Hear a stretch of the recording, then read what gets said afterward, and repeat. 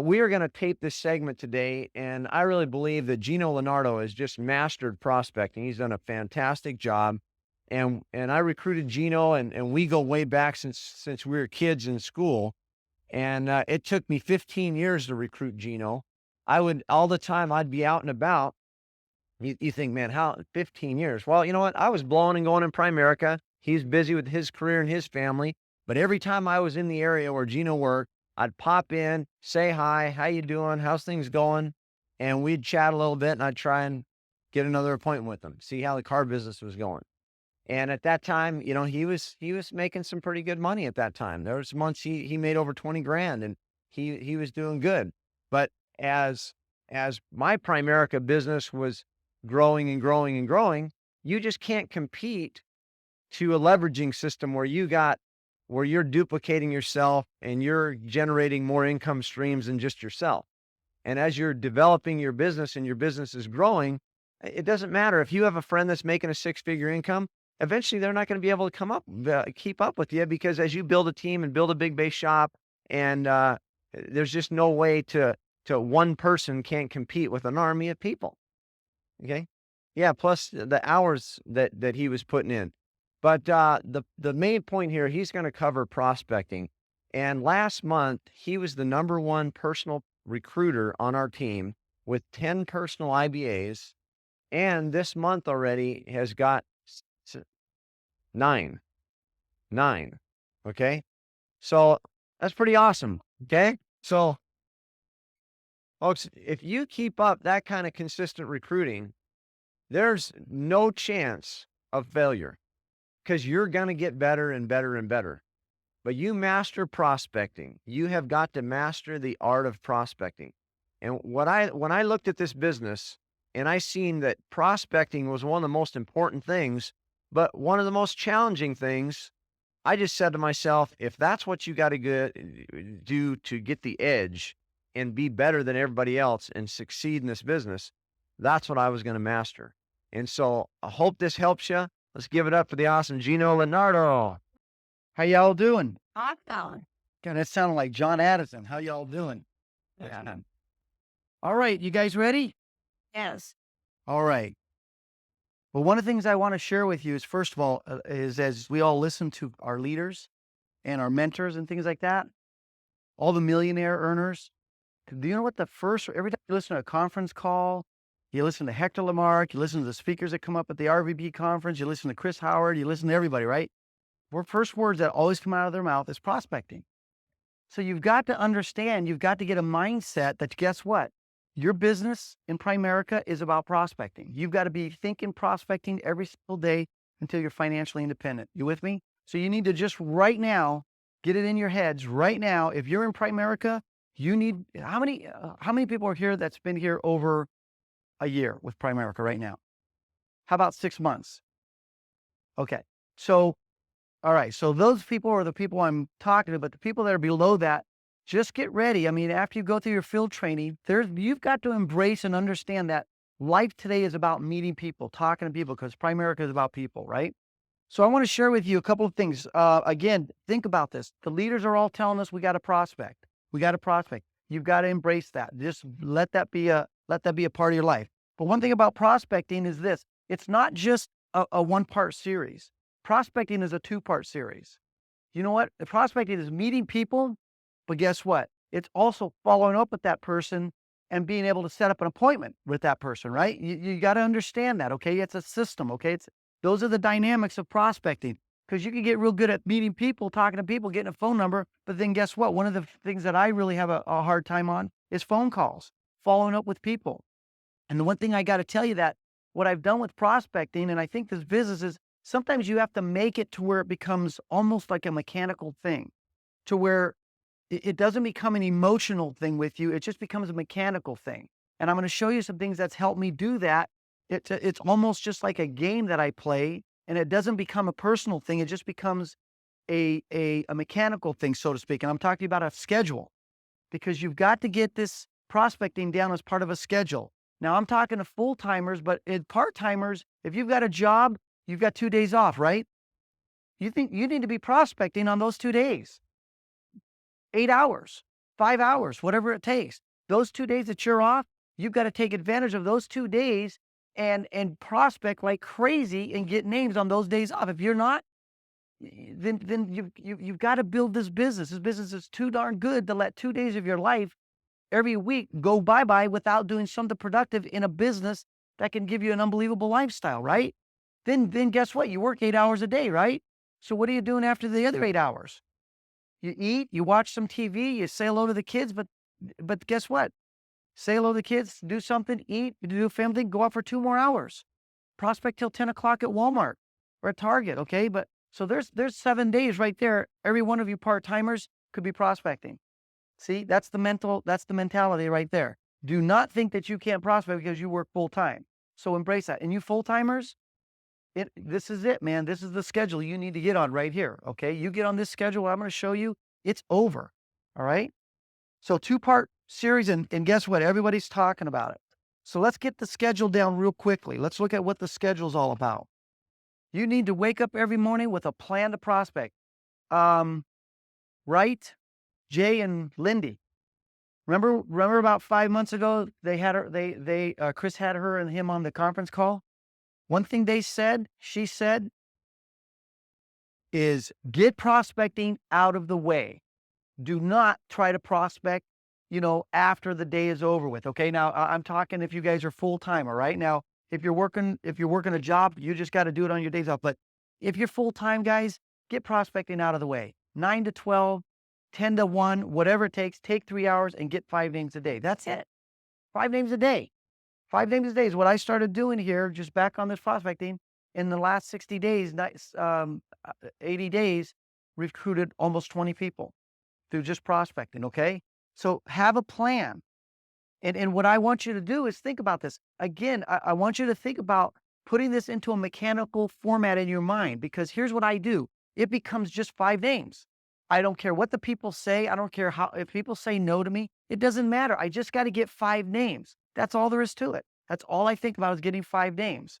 So it's got to be mechanical. And I'm going to talk about that also with your phone calls. And this is part of it. So on Monday, well, I don't do it on Monday now because we came up with this about maybe 2.5 years ago, and I was prospecting after the meeting here. But anyways, here's a great plan. 9 to 12, wake up on Monday, you get 5 names. Now, what you want to do is you want to get your planner and you want to systematically get this down. Don't fumble with this thing, okay? This prospecting, just floundering, okay? Put it in a systematic way. I've got my poem set up that on Monday in my tasks, I don't put it in my calendar. I've got it set up. I've designed it.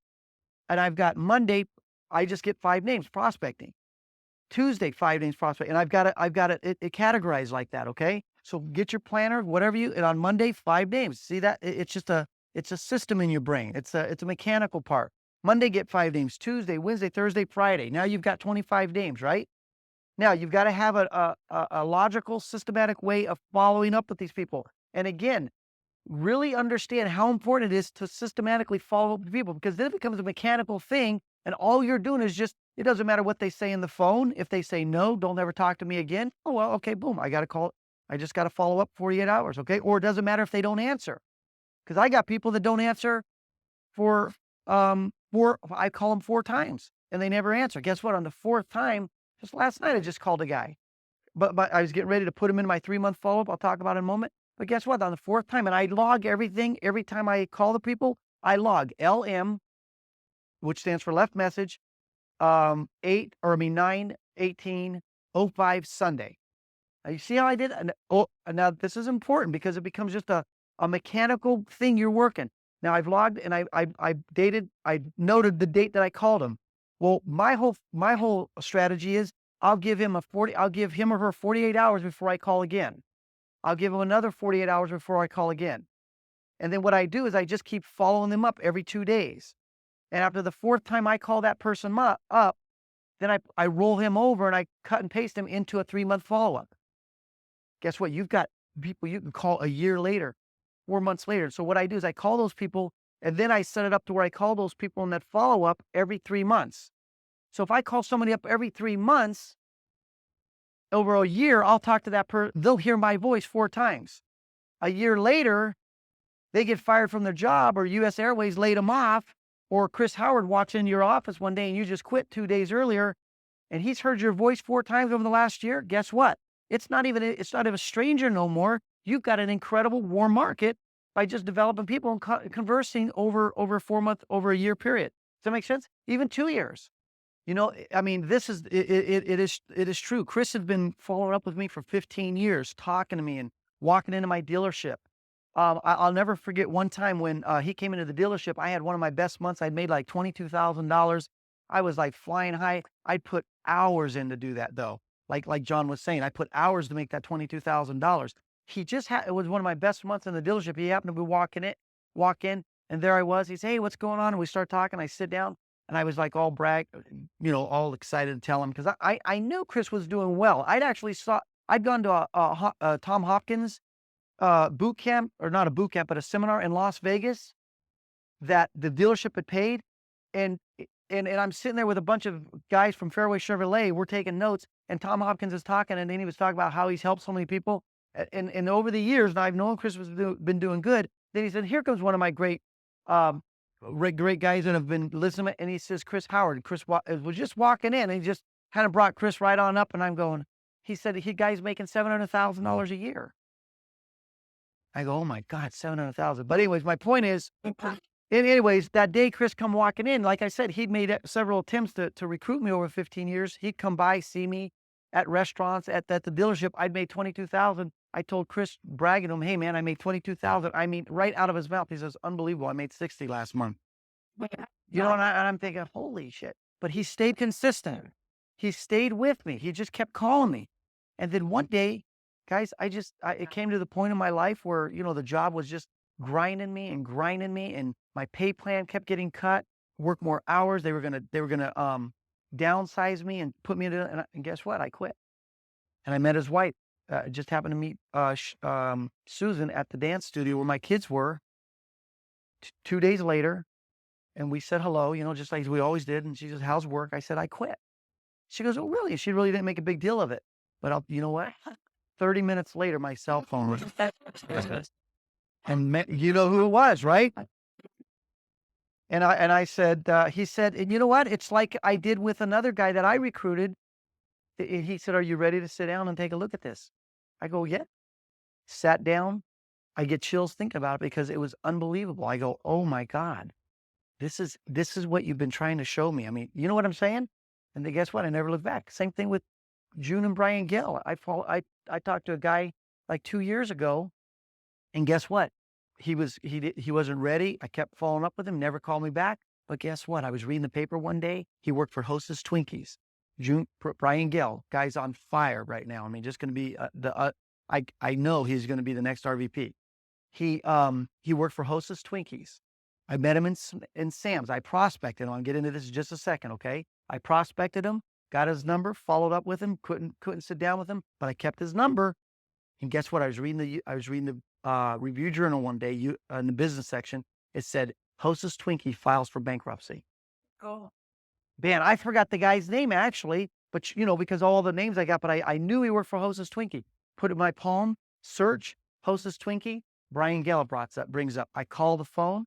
He answers the phone. I go, "Brian Gill." It's just like what Chris did with me. "Hey, this is Geno Lonardo. I don't remember." He says, "I remember who you are." He interrupted me. He said, "I remember who you are." And I go, "Really?" I go, "Great." I said, "Listen, I was just kind of giving you a call." He says, "I know why you're calling me." He interrupted me again. I go, "Why?" He says, "You just read that Hostess Twinkies filed bankruptcy." Guess what? I said, "Are you ready to sit down?" It was history. Sat down. The timing was right. Get a schedule. Embrace this. It's a 2-parts thing, okay? Trust me, prospecting is unbelievable. Get it down. You've got to get prospecting down. Everybody's going to tell you that. Listen to me. Prospect. And it's easy. It's unbelievable. You've got to make it right here. It's easy. It's really easy. So you get the system down, right? It's a mechanical thing. You prospect from 9 to 12. You get 5 names a day. You call them. You call 48 hours on the Monday. That would be Tuesday. You see what I'm saying here, guys? So on Monday, you get 5 names. Tuesday, you get 5 names. On Wednesday, you get 5 names, and you call the 5 people on Monday. And you're just going to keep repeating this over and over again every 48 hours, right? It's just a mechanical thing. You're just making calls. People say no to you. They say, don't ever call me back again. Erase it. See you later. Just go do your other ones. Some people say, hey, call me in 3 months. Boom. Cut and paste 3 months. Little mark it down. Put a little alarm on it. Call them in 3 months. Some people say, great, let's sit down. Let's do an interview. Sit it down. They don't show. Just boom, 48 hours, 48 hours, 48 hours.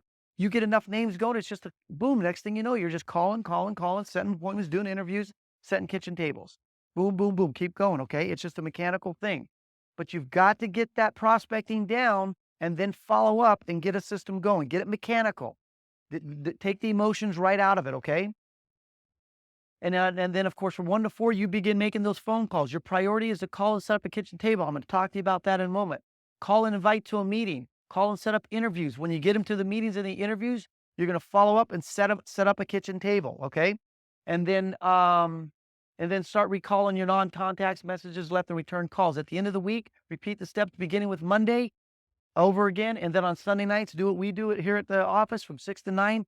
Catch up on all the people that left messages that you got to follow up with, and begin filling the weeks, begin filling the spaces of the week that you might not have been able to set up during the week, okay? 8, 5, 3, 1. You got to have at least 8 kitchen tables, okay?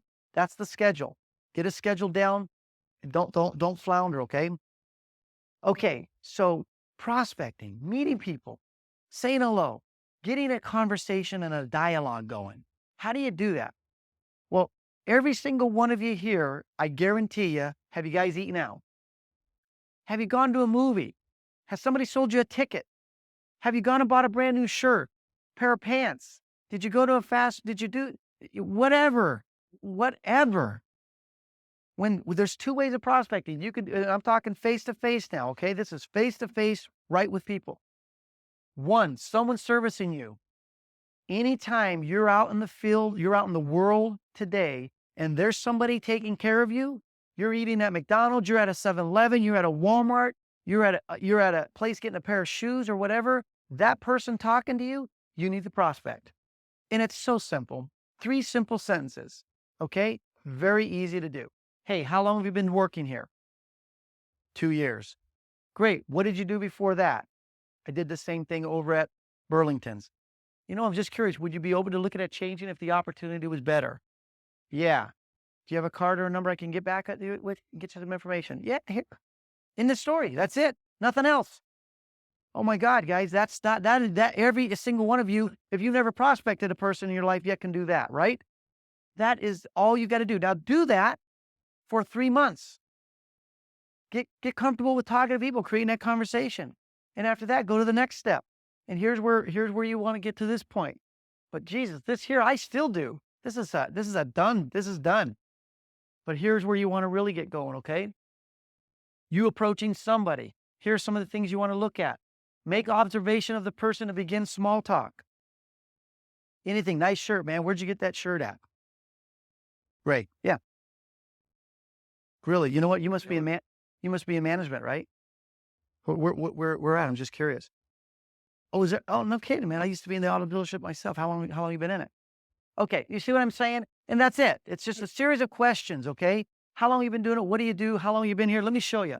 Look, make observation for you look familiar. Compliment clothing appearance. I just did that. Okay. I do that. Say hello. Hey, you've got a cute baby. Hey, that's a nice tie. Where'd you get it? Right. Hey, that's a nice pair of shoes. Hey, that's a nice watch. Where'd you get it? Hey, where'd you get those sunglasses? Hey, where'd you get that haircut? I mean, it doesn't matter. You can come up with anything you want, okay? Hey, are you in management? Walk right up to people, man. If they're looking sharp, and that demeanor, that aura, that posture, hey, you must be in management. What do you do? Man, boom, that's it. They'll go, yeah, how'd you know? You just got sharp looking. I just figured it out. What kind of management you do? What do you do? How long you been doing it? What'd you do before that? Just what'd you do? How long you been doing it? What'd you do before that? How long all that just those questions over and over again. That's all it is. You must be from back east. I walk up to people, dark complexion, from back east. Hey, are you from New York? Are you from New Jersey? Are you from England? Or when you say hello to people, and you can hear people's dialect from like the Midwest. If they're from like the Midwest, they when they go ooh, you know where they're from. You think I'm kidding? I found out all this stuff, right? Oh, you know where they're from? They're either from Wisconsin, they're either from Michigan, Illinois, Yeah, but that's what I always do. I go, "You from Chicago?" "Yeah, how'd you know?" "Oh, I could tell by your accent." It's a game I play with people. I was born and raised here in Las Vegas, Nevada, and I always kind of surprise people. "So what part of Chicago are you from? What do you do? What brought you to Vegas?" Bing. Okay, there it is. There's the conversation, right? Now, are you in sales? You must be from back east. Do you play ball? You look at a big guy, man. A guy walking by, he's big, he's huge, or he's tall. "Hey, did you play ball here?" You know what they say? "Yeah." A lot of them say, "Yeah." "Oh, yeah, over at ULV?" "Yeah." And then you just go into it. "What are you doing now?" Did you wrestle? Did you go to high school here?" Whatever it takes, just create a conversation, okay, guys? Create it, have fun, be venturous in it, okay? I mean, there's all kinds of ways. You got to practice it though, okay? You got to practice it. Are you an attorney? I can remember starting this and trying this, and I walked into an Albertsons several years ago, and I walked up to a guy and I said, "Are you an attorney?" He said, "Yeah." And I went, "Oh my God." And I stumbled and I looked at him and he looked at me and I go, "Okay, thanks." And I walked away. I mean, but it's the process. It's the process, right? But now, guess what? But guess what? Now, when I say, "Hey, are you an attorney?" They go, "Yeah." "Really? How long have you been an attorney?" It's funny. My wife just graduated from law school actually a couple of years ago. Who do you work for?" "Really? How long have you been doing it?" Boom. Got the conversation. Just a few lines. And one of the things I want to share with you now, I'm going to get into this, and this is really key, guys. I think this is really what I think everybody needs, because sometimes people get into these conversations in a market, in a supermarket, in a Target, and you guys you guys want to know the whole lifestyle, the whole life of this person. You have no way, you have no way of transitioning from this casual conversation that you were totally involved in creating to really it's designed for one reason, right? Man, you're there to grow your business. You're there to market your business. So listen to this. This is what I come up with, and I love this. I mean, I really think this is where a lot of people have troubles. How do you go from that casual conversation that you just started talking about a tie or nice suit you have there or whatever, to all of a sudden go into a business conversation? Like, why am I talking to you? Because it's got to end one sooner or later, right? It's not a. This isn't a fun little conversation I'm going to have here, and we're going to learn about each other over the. And you're not going to sit there for 5 minutes. You're not going to be there for 10 minutes, because guess what? What you do is you compromise the integrity. That person, when you leave, knows that all that was a ploy. Now, that's how they perceive it. Okay, but when I go back and recruit people, they tell me this. They go, "You weren't just there talking to me about asking about my brother." I go, "No, of course I wasn't." He goes, when I went home that day, I told my wife, some guy walked up to me and started asking me about my tie and everything. But I just think that, you know what, he was really wanting to strike a conversation with me. Damn right I was. That's what I was doing, right? This is I mean, that's what I was doing. And this is the way I do it. And you get good at this, man, it's over. It's done. So, as you start talking to them and you get kind of, going through this conversation, you ask, "What do you do?" Or whatever you ask them, and then the point you want to take this casual conversation into, "Why am I talking to you?" You need to use the word "really." This is the transitional word. "Bob, is this unbelievable or what?" "Huh? I know. You've done it. You're training your guys. My people. You got to have this word "really." "So how long have you been, so what do you do? How long have you been doing that?" And they go, 10 years. "Really?" Psychologically, all of a sudden, something is what is going on now is that person now has taken this whole conversation and they've said, "Wow, I've said something that this person that has impressed this person. And this now validates why I've changed gears and I've taken this whole conversation to a whole different angle." Because guess what my next question is going to be? "How long have you been doing that?" "Really? I'm in charge of expansion for my company. I'm with PFS Financial Services division of Citigroup. Do you leave your options open?" What do they say 99% of the time? You better know what to say. You better know who you are. You better know what to say, and you better know who you are. Who I am? Who am I? I'm in charge of expansion with my company. Do you keep your option open? That's who I am. I'm looking like, wow, I'm a vice president with some company, right? Do you leave your options open? Yes. Would you consider a career change if the money position were right? We're right. Would you consider a career change if the position, the money was right? Now think about that. Does that handle everything? If the money was right and the position was right, is there any reason for them to say no? Right. What if they said no to me? "Thank you. Have a great day. See you later." Right? Now, you know what? I'm just telling you, you can do that, but you don't have to do that. You can practice and get good, and you can say, I'm just curious. Why? Well, why would you seem like a sharp person. What would make you want to say no to looking at a better opportunity to improve your life? And then they go, well, I didn't understand what you were talking about. They go, great. Well, I'm in charge of expansion with my company. I'm looking to open up, great. Oh, yeah. You know what I mean? So, but my point is if they say no, so what? Move on. Go do it again. Go do it again. And somebody's not going to get it right off the bat, right? It's just mechanical, okay? So now, would you consider a career change if the position and money were right? Yes, great. Hey, I'm in a little bit of a hurry, short on time. Do you have a number I can reach you at later to get you some more information? They go, yes. You pull out your palm or you pull out a piece of paper and you just say, go ahead. And they go 645-6898. Now watch this. One of the things, I don't like getting cell numbers because when I follow up, I get people in cars driving. I get people at dinner, at night, things like that. And then it just takes out it takes out the momentum when you're trying to set up an appointment. If you set an appointment, they don't write it down because they're driving or they can't write it down. And then they forget about it. And then you got a dark house or somebody doesn't show up at the meeting or somebody doesn't show up at the kitchen table. So I want to get both a cell and a home number. But you can't just ask people, hey, can I get your home phone number? Because they'll look at you like, you're kind of weird, right? Watch this. So they say, is it, so they give me a phone number. I ask them a question. Is this your cell? They've got one or two answers, right? They say yes. You say, great. Is there another number other than your cell that I might be able to reach you at? You know what they do 90% of the time? They go, yeah, blah, blah, blah, blah, blah, blah. I go, great. Is that your work? And they go, no, that's have I asked them for a cell number? What if they say no? You say, great. Right? Thank you. And then you walk away. Don't go pounding on a phone number, okay? Don't do that because they're going to be looking at you kind of weird. You're out of there. Now, finally, okay, 5 more minutes and I'm done here. But listen, this is a very important part right here of prospecting that, again, I think takes it to a different level, okay? Folks, I prospect, I make phone calls, and I set up kitchen tables. I go into their homes. Boom. They give me their addresses. I sit down and I go to their home. And here's how, but I don't want to be calling up people, and I don't want to be calling up a person that has an apartment that's been here only 2 weeks. They're not married and they have no kids, right? So how do I find out, again, through the hearts, okay? How do I find out that they're married, kids, and a homeowner? Because I want to know that they're MKH, married, kids, and homeowners. That's what I abbreviate. I'm going for a kitchen table, right? I'm not going to go for an invite. I'm not going to go for an interview. I'm going to set a kitchen table appointment. So how do you find that out, right? It is. So my question is, I'll ask them as they're giving me this phone number, I'll say, so, hey, John, I'm just curious. Are you stable in Las Vegas? Okay, you're stable. Fantastic. You're not planning on uprooting here anytime soon, are you? What do I know right now? Married kid. He has 3 kids, and that's what they do. You know what else he says? You know what else they say?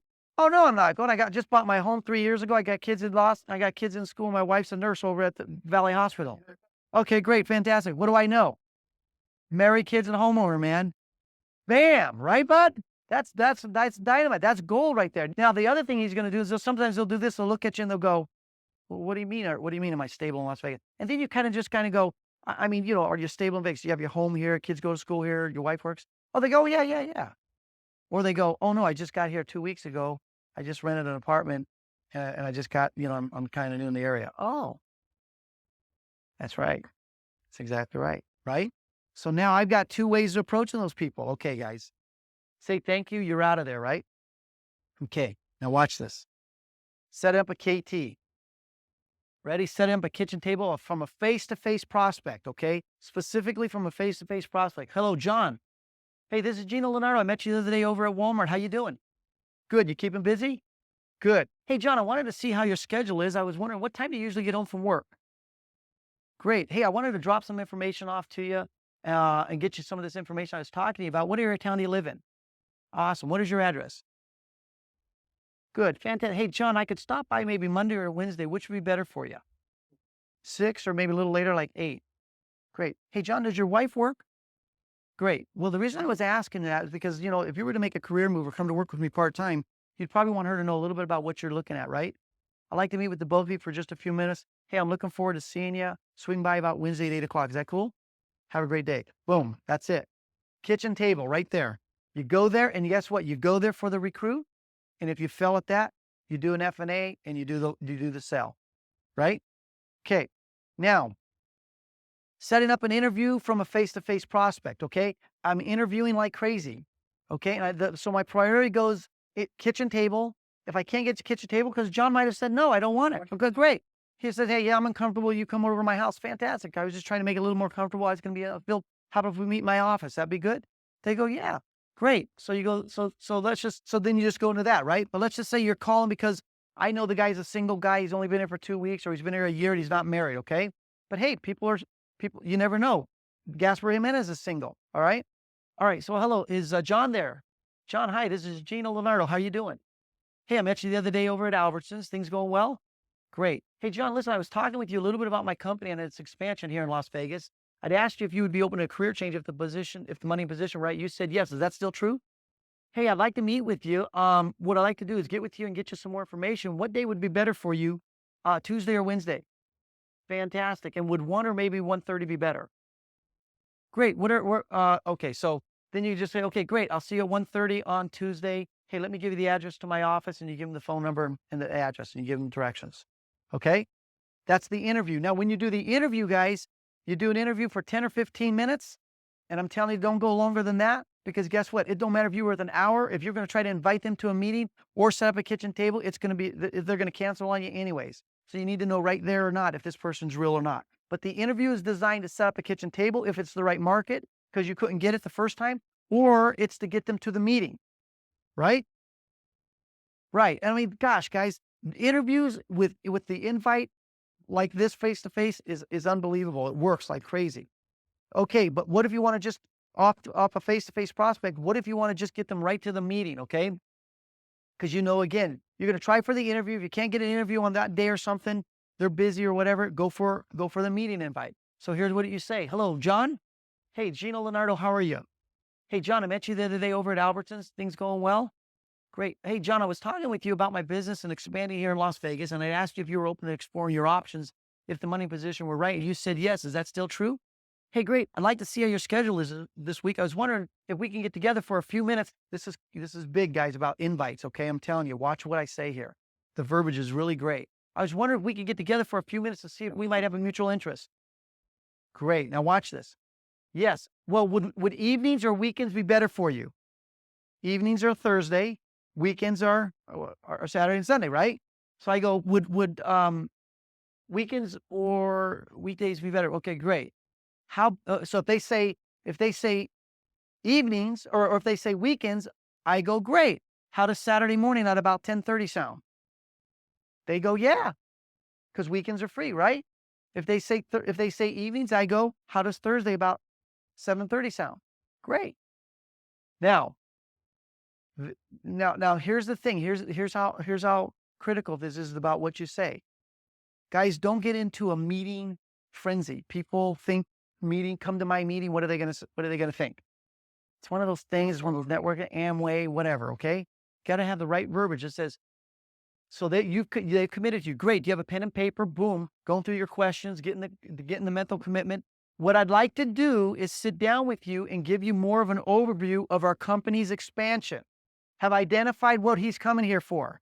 An overview, right? So you want to solidify that, because if he comes walking through that door, he says, I thought this was a one-on-one. I said, no, we were going to get together for a few minutes and I was going to give you an overview. Remember we said that? They don't say that, but if they do, give you more of an overview of the company's expansion here in Las Vegas to see if we could move forward. So let me give you my phone number. If for some reason you're able to make it, if you're unable to make that, would you please give me a courtesy call as I would you? Great. Boom. Make sense? And then finally this, invite and interview confirmation script. I'm confirming all my invites now and interviews. Here's what I go. And here's what I say. Hello, is John there? John, hi, this is Geno Lonardo. How are you today? Listen to the verbiage here. Hey, John, the purpose for my call is that I was reviewing my schedule this morning and I noticed I had an appointment with you at 1 o'clock today. I just wanted to confirm that. He says, oh yeah. Now, you know why? You know why I've designed it like that? First of all, I was reviewing my schedule this morning. Do I sound like a managed professional businessman? Wow, managing my schedule, right? And then you notice the word I say, and I noticed. So how does he kind of feeling here right now? Am I like all all excited to get you here? I just happened to notice that I have an appointment with you today. It's exactly right, man. Like this is exclusive. I hope you've set it up, right? I just noticed I have an appointment with you this afternoon. I just wanted to confirm that at 1 o'clock. Yes, great. I'll look forward to seeing you. Guys, that makes sense to you? Hope that works for you. Have a great day. Yeah.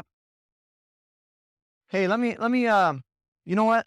All that stuff is super, super key. Okay. But now, can you see the Geno is like sharp on it? And that right there makes a huge, huge impact when you're talking to people, when you meet people, when you actually get the interview. He's looking sharp. He's excited. He looks like he's going places. Okay. You get that? He is, by the way, but that's the image he's portraying. The person looking at him, they're going like, this dude's sharp. He knows what he's talking about, blah, blah, blah, right? That's the way you got to be. Okay. You got to be like that. So another thing is, how about this? We talk about, you got to know the numbers, accept the numbers, and work the numbers. That is a system to work in the numbers. You got that? Yeah. Okay. And he's taken what I've showed him and fine tuned it and put it to his schedule. I never did that with a pump. I had a big old, 3-ring, a big old binder and flipping through it and writing down names. I'd have been looking for that guy from the Hostess Twinkies. I'd been, shit, where'd I put the numbers? Just, right? Yeah. Today we have technology. Bam, he puts Hostess, boom, up on his Palm Pilot. Search comes up. See that? I'd have been digging through right? But today, when I did this stuff, we didn't have computers. I didn't even have a cell phone. I bought my first cell phone for $2,500 used. Okay, y'all take for granted this era that we're in today. Okay, we have incredible things going on. Okay, so let me share some things with you. This is so important that you get this stuff down, folks. If you master what Geno just covered right there with you, and you master the fundamentals in our business, you're going to be in control of your own destiny. Look at this. This is Fortune magazine. Here's Fortune magazine right here. This was August, last month's issue. It says America, the 97-pound weakling. And this is the American guy here. This is the Chinese guy. You see that? Yeah. Okay, you may laugh. They're talking about you. Okay, I take this personal. You can laugh all you want. It's China smacking us in the face. You know what they say about us? Listen here, I'd smash your face, only you're so skinny you might dry up and blow away. See, that's what's happening to America. Look at this. It says Morgan Stanley believed the supply of overseas workers in the newly globalized labor market is holding U.S. pay down and will do so for years. All those university grads in China and India threaten U.S. living standards in another way. Look at this, the learning curve. Look at how China's learning curve, how they're becoming way more educated, and U.S. is going down. Now check this out. As the world's richest country, we certainly have the resources, but we seemingly lack the lazy people. Okay? But we seemingly lack the will, while many of our competitors are obsessed with education. In China, it's common for middle school students to attend school from 7:30 a.m. to noon, and then from 2 p.m. to 5, and again from 7 to 8:30 p.m. How's that?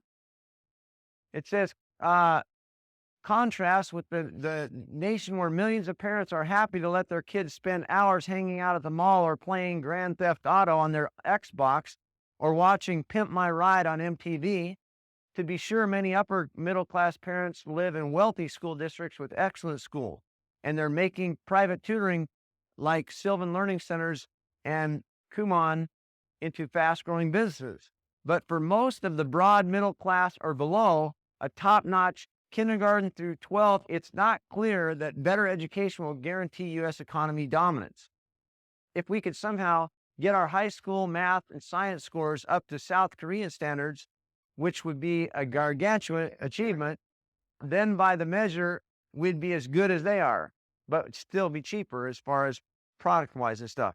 But you see what's happening here? We got a whole wave of generation of kids that are lazy butt kids getting home from school, playing with their iPods and, Xboxes and, you know, what separates Primerica, folks, than any other thing out there is, see, this is our business. This is a voluntary army. This isn't like, you have to do this or you're fired, like a job. This is like you have unlimited opportunity here, but there's a price to pay. And what Geno just covered with you, it's showing you why he's going to be kicking butt. Then all of a sudden in 6 months or a year from now, you're going to go, oh my God, how did he do that? Well, he's in the making of it right now. So are you going to get on it, or are you going to watch it? Other people will just blow by you. Okay, that's the thing. So we're doing some things that I really believe is going to be just like so impactful that we make a difference. And you know what? You have to go through the numbers, because there's winners and there's weenies. There's lazy, dead butt people, and if you look at somebody, you could look at 10 people, and you can't pick the winner out of there. You can't pick it out by looks. And a lot of times, the ones that look pretty are the ones that are real prima donna lazy butts. Okay? That's the way it is. You know what? Everybody's looking for the clean-cut, sharp guy or gal to walk in their business right off the street, and bam, you're going to recruit a superstar. Okay? Well, he showed some pictures of Hector sitting on his 260Z with like bell-bottom angel flight funky things with his hair, and here looking at Hector, he didn't look like a superstar. Now multi-bazillionaire making $3-4 million a year. He had, you don't know what's inside somebody, is what I'm saying. Yeah, man, I had long hair, I had blue jeans, this was like, I didn't even have anything this nice, And we're looking for people like that. Now, don't get me wrong. There's sharp people that are in dead-end jobs they're looking for opportunities. So don't prejudge and not target some sharp guy. But the bottom line is Geno's going through the numbers, and through sheer numbers, doing the right things, he's getting one. Last month, he was the #1 personal producer in premium in Vegas, did $5,800 in premium, 10 recruits. So as he's recruiting and training and going to do these interviews and doing all that, he's making money, helping the consumer, doing all that kind of stuff, getting on track, and going through the numbers at the same time, finding winners. So out of those 19 so far in the last 50 days, 19 recruits. It's pretty doggone good, right? Okay. So the point is, he's going through the numbers, he's doing business with people at the same time, and finding those winners in there that are going to be his top field trainers and top leaders, and pretty soon future RVPs. Okay, I want to give you another little example here. That, you know what, your past, your upbringing doesn't dictate your future. It's what you do from here on out is what's going to dictate your future. Okay? It's not where you're at right now. It's where you're going that matters. Okay? So listen to this. Here's a guy, grew up in a foster home in a Catholic orphanage after his father died Christmas Eve 1941, probably Pearl Harbor or something like that. When Thomas was 4, his mother decided she could not take care of her 2 sons. So they went into a Catholic orphanage.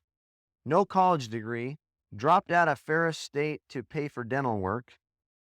After leaving the U.S. Marines, dropped out of the University of Michigan for lack of money. This guy right here is the founder of Domino's Pizza.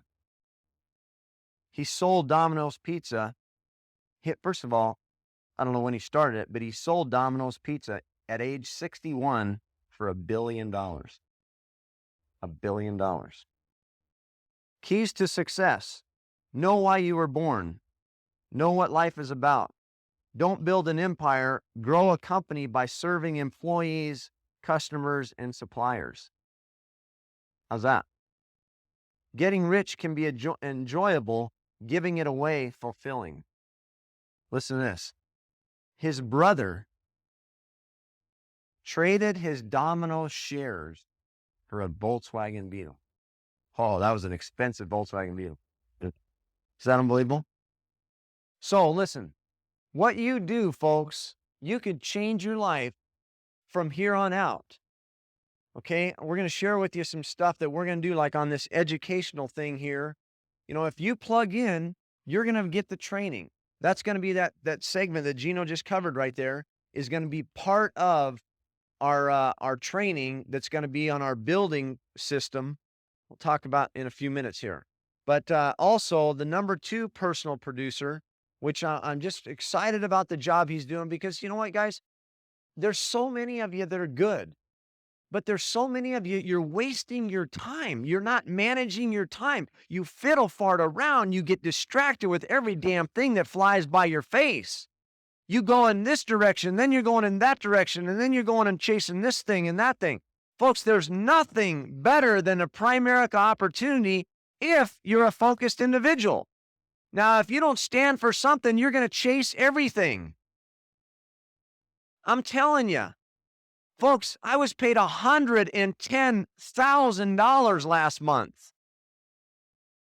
100% overrides. I didn't make a sale. I am so glad I became a maniac prospector for about 10 years. I am so glad I didn't quit and sell my shares to buy a Volkswagen Beetle. You understand? We could have went down a trail that it was a dead end.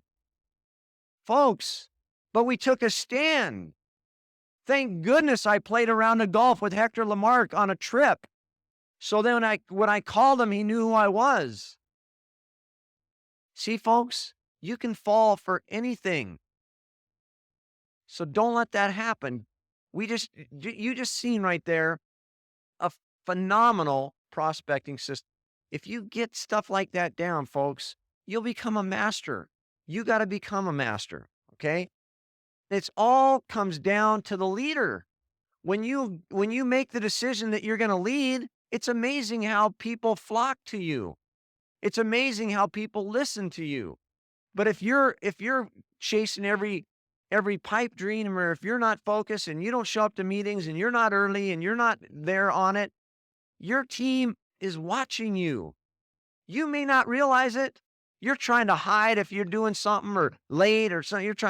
Your team knows that you got like a neon sign around your head walking around. They are watching you like clearly. It's hard to build a team. It's hard to get people to follow you if you're not leading. But it's easy when you're winning, because you know why? Winners want to know how to win more. And if you're winning, look at what we just did down at this meeting, Gary Cornegay. All these 200 RVPs down there. Gary Cornegay rocking the house, showed what he's doing, produced 2 new RVPs. The last one, the guy did 64,000 or whatever it was, 56,000 his first month or second month as an RVP. That's big. It's huge. That's the kind of RVPs you want to produce.